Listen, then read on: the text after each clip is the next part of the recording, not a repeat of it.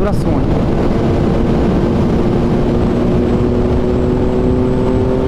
ওইখানে হাত বেকার ছিল, আমি এদিকে ওভারটেকে ব্যস্ত, দাঁড়াতে পারলাম না ভাই, সরি। নেক্সট ডে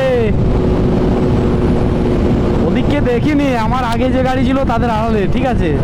অনেকক্ষণ পরে বুঝলাম, তখন আমি ওভারটেকের মুহূর্তে, মানে দাঁড়ানো যেত, অনেকটা পেরিয়ে আসতাম, হঠাৎ করে দেখতে পেলাম তো।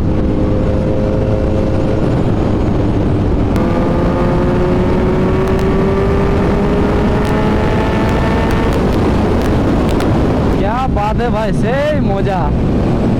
এরকম টানবো, আবার স্লো করবো, এর থেকে আর মজা আর কি হতে পারে ভাই।